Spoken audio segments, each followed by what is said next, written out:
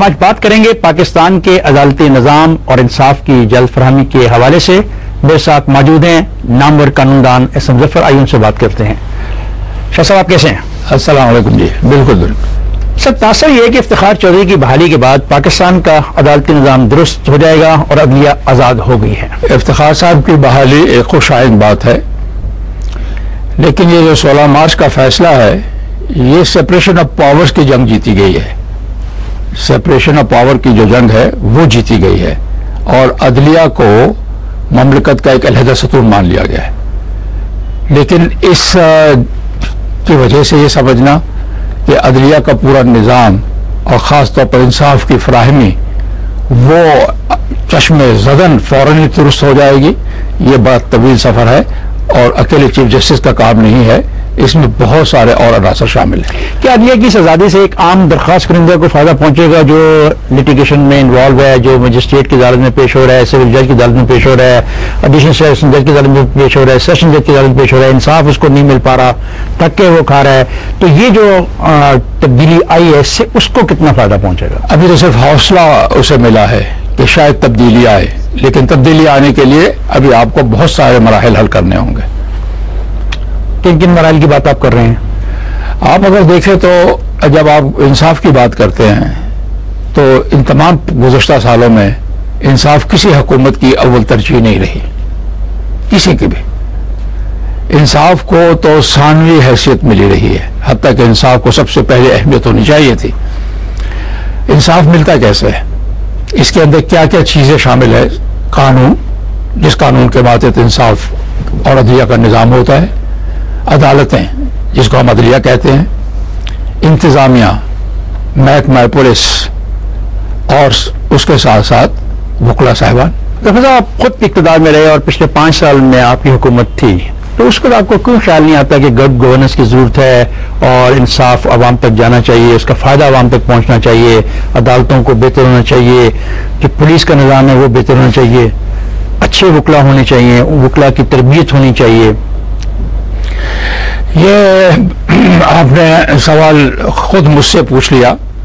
یہ سوال میرا خیال ہے ہم تمام ان حضرات اور تمام ان اقتدار میں رہنے والوں سے بھی پوچھ سکتے ہیں اور اپنی تاریخ سے بھی اس سوال کا جواب مل سکتا ہے. وہ یہ کہ ہمارے تاریخ میں کبھی وہ وقت نہیں آیا کہ جب ہم بحران سے فارغ ہوئے ہوں. اب یہ 5 سال جس کا وقت آپ نے عرصہ کا ذکر کیا ہے، 3 سال تو گزر گئے ہیں نو ایل ایف او یس ایل ایف او، پھر 2 سال گزر گئے ہیں گو مشرف. تو جب اس معاملے میں حکومت آپ کو کسی نے روکا تو نہیں تھا نا کہ آپ کو کہ گو مشرف اور ایل ایف او کے دوران کوئی آپ جیسا آدمی کھڑا ہو جاتا سینٹ کے اندر اور کہتا ہے کہ بھائی میں یہ بل موو کرنا چاہتا ہوں، بھلا یہ پرائیویٹ بل ہے اور اس میں ان چیزوں کا تعین کرنا چاہتا ہوں جن پر عمل کرنے سے عام آدمی کو جلد انصاف ملے، رکاوٹ تو نہیں تھی نا آپ کو؟ جی، لا ریفارم بل 2005 میں پیش ہوا جس میں بڑی خاصی ترامیم کی گئی. اس کی کمیٹی میں میں بھی شامل تھا، ہم نے ان میں بہت ساری باتیں کی ہیں، لیکن وہ بل آہستہ آہستہ چلتے چلتے اس وقت تک پہنچا جبکہ پہلی اسمبلی ختم ہو گئی اور وہ بل ابھی تک قانون نہ بن سکا. اب لیپس ہو گیا، اب دوبارہ شروع ہو رہا ہے. جب آپ وہ کر رہے تھے بل کی تیاری تو کیا بنیادی شکم تھا آپ نے جو دیکھا جس سے انصاف عام آدمی کو نہیں ملتا؟ بل کے ساتھ ساتھ پہلی بات آپ سے عرض کروں، ہمارے ملک میں جتنے مقدمات ہیں، آپ جانتے ہیں کہ مقدمات ہوں، اس وقت کہہ رہے ہیں کہ ایک رپورٹ کے مطابق سول کورٹس میں 15 لاکھ مقدمات پینڈنگ ہیں. 15 لاکھ. میں اس سے زیادہ کم ہی سوچ سکتا ہوں کہ شاید ہوں. 15 لاکھ مقدمات ضرور ہوں گے اور یہ بیک لاگ ہے. کتنے مقدمات نکلتے جا رہے ہیں وہ اپنی جگہ ہے، عدالتیں تھوڑی ہیں. عدالتوں کو بڑھائیں کسی نے روکا؟ عدالتیں تھوڑی ہیں. آپ اپنی ممبرشپ تو بڑھا لیتے ہیں، خواتین کی نشستیں بڑھا لیتے ہیں، قومی اسمبلی کی نشستیں بڑھا لیتے ہیں اس لیے کہ آبادی بڑھ گئی ہے. اگر آپ اس حد تک سینسٹیو ہیں اپنے معاملات میں تو جو یہ ہے جو لوگوں کو انصاف ملنا چاہیے اس پہ آپ اتنے سینسٹیو کیوں نہیں ہیں بطور سینیٹر، بطور رکن قومی اسمبلی، بطور پولیٹیکل پارٹی کے ورکر کے؟ ابھی آپ دیکھیے، اب اس وقت بات اس چیز کی کیجیے کہ کیا ہو جانا چاہیے. آپ جس چیز کی تنقید کر رہے ہیں میں مانتا جاؤں گا کہ یہ چیزیں نہیں ہوئی، اس جانب توجہ نہیں دی گئی. لیکن اس سے سوائے اس کے کہ ایک تنقید کی بات مکمل ہو جائے اس گی. میں تنقید نہیں، آپ کہہ رہے ہیں کہ آپ نے کام کرنے کی کوشش کی، تو میں نے سوال کیا کہ آپ کے جب آپ میرے باپ کو بنا رہے تھے تجاویز تو کیا محسوس کیا گیا؟ کیا مجسٹریٹ بنانے چاہیے پہلے، یا مجسٹریٹ کی تعداد کی بجائے ہمیں سول جج بنانے چاہیے؟ آپ نے ایس ایس ٹو جسٹس کے نام پر پیسے لیے، آپ نے انفراسٹرکچر تو بنا لیا، اب اس انفراسٹرکچر کو آپ استعمال نہیں کر پا رہے. ایک تجویز آئی کہ نائٹ کورس شروع کی جائیں، اور پاکستان بار کورسوں نے اپوز کر دیا کہ نائٹ کورس نہیں ہونی چاہیے. میں یہی آپ سے بتانے لگا کہ تعداد بڑھانے کی بات ابھی کی میں نے، اور یہ عجیب و غریب بات ہے کہ ہمیں اس جانب توجہ دلانے کے لیے ہمارے بجٹ میں پیسے کم ہونے کی وجہ سے ابھی ذکر آپ نے کیا کہ بیرونی ممالک نے کہا ایکسیس ٹو جسٹس کے نام سے انہوں نے رقم ہمیں دی، جو کہ ظاہر ہے کہ انفراسٹرکچر پہ زیادہ خرچ ہو گئی.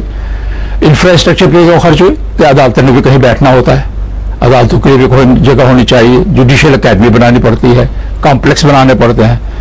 بجٹ میں سے وہ پیسے نکال لیں جو اس کاموں کے لیے خرچ ہونا ہو، یہ ایک بہت بڑا ایک معاملہ ہے جس کو حکومتوں نے طے کرنا ہوتا ہے.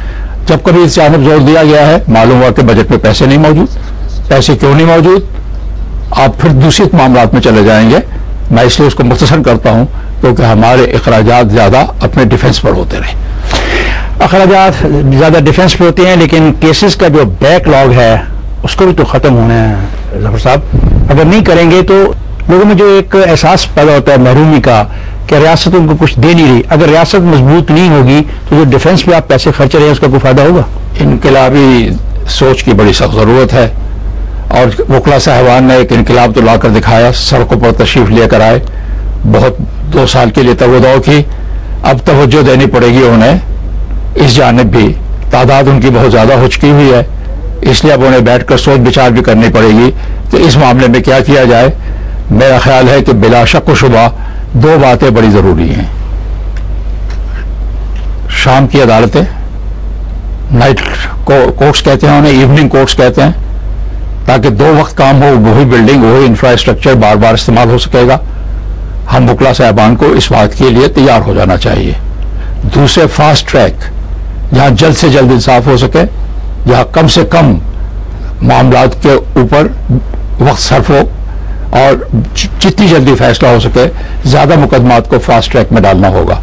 مختلف قسم کے مقدمات کے لیے مختلف جج صاحبان کی تربیت بھی ضروری ہے، جو دی جا رہی ہے لیکن ابھی مکمل طور پر وہ بھی نہیں ہوئی.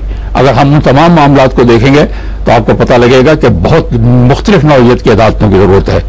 بینکوں کے لیے بینکنگ کورٹس کی ضرورت ہے، نارکوٹکس کے لیے نارکوٹک کورٹس کی ضرورت ہے. کچھ تو ہیں ان کی تربیت کی ضرورت ہے. اب ایک نئے قسم کا بھی جرم آ گیا ہے، سائبر افینسز.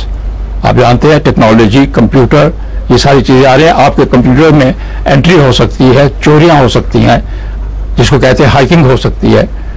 یہ ساری چیزیں جو ہیں ان کے لیے بھی افینسز ہوتے ہیں. ان تمام باتوں کے لیے تربیت کی بھی ضرورت ہے، سوچ بچار کی بھی ضرورت ہے. پاکستان کے نظام ازل میں درخواست کنندہ کو جلد انصاف کیوں نہیں ملتا، اور کیا وجہ اس کیس کی بنا پر اب آپ محسوس کر رہے ہیں کہ عوام نے ایک دوسرا طریقہ استعمال کر لیا ہے کہ اس کا جلد انصاف لینے کے لیے پاکستان کے اندر ہی ایک اور عدالتی نظام بھی چل رہا ہے؟ دیکھیے، اب ذرا ہم جاتے ہیں تھوڑی سی تفصیل میں. انصاف کا تعلق، مقدمات کا تعلق عوام سے بھی ہے. عوام کا بھی ایک رجحان اس میں قابل غور ہے. ہم پاکستانی بلکہ سب ساؤتھ ایشیا کے لوگ بہت زیادہ مقدمہ باز ہیں. مجھے یاد پڑتا ہے لی کون، جنہوں سنگاپور کی ایک بالکل شکست خوردہ ایک چھوٹی سی ریاست تھی، اس کو کہاں سے کہاں تک اقتصادی قوت بنا دیا. وہ تشریف لائے تھے پاکستان میں، اور محبوب الحق صاحب نے ان سے ایک سوال پوچھا کہ آپ نے اپنے ملک میں تو اتنی بڑا انقلاب لا دیا اقتصادی، ہمیں بھی پاکستانیوں کو بتائیے کہ ہم کس طریقے سے اپنی ترقی کر سکتے ہیں. تو انہوں نے عجیب و غریب جواب دیا. انہوں نے کہا کہ آپ کی ترقی ابھی مشکل ہے. انہوں نے پوچھا کیوں؟ کہنے لگے کہ آپ کے لوگ بہت مقدمہ باز ہیں، یو آر ویری لیٹیگنٹ. اور یہ انہوں نے تجربہ بتایا اپنے سنگاپور کے علاقے سے کہ ہمارے یہاں جو مقدمے جس میں ساؤتھ ایشین لوگ پیش ہوتے ہیں وہ طویل طوالت پکڑ جاتے ہیں، اور ایک مقدمے میں سے کئی مقدمے نکلنے شروع ہو جاتے ہیں. یہ جو رجحان ہے مقدمہ بازی کا، میں بھی دیکھتا ہوں.